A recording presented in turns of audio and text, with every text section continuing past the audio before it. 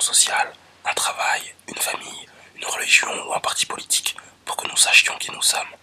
La question du qui suis-je n'est pas facile à élucider. Ce n'est pas parce que nous croyons être A ou B que nous sommes effectivement A ou B. Il n'est pas sûr que nous ayons une conscience exacte de ce que nous sommes. Qu'est-ce qui compose l'identité de la personne? Le tempérament et les traits de caractère, entre autres, sont des aspects qui définissent l'identité d'une personne.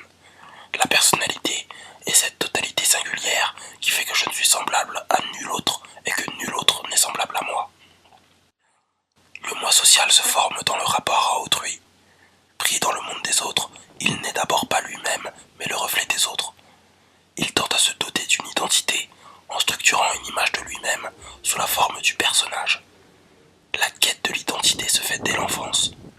L'homme se projette sur un modèle social et se donne dans l'imaginaire l'identité d'un personnage. Être un ceci ou un cela, un animateur de télévision, un footballeur, un médecin de la Croix-Rouge, etc. L'identité du moi se structure aussi dans le rapport au corps propre.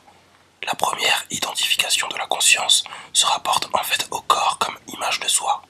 Sans nous en rendre compte, nous avons tendance à remplacer la question « Qui suis-je » par une autre. De quoi ai-je l'air? Nous sommes tout d'abord à ce point perdus dans les autres que nous avons besoin du détour par le regard des autres sur notre corps pour savoir ce que nous sommes. Ce qui nous importe, ce n'est pas tellement de savoir qui nous sommes essentiellement, mais ce pourquoi nous trouvons une reconnaissance d'autrui, ce qui nous donne une identité.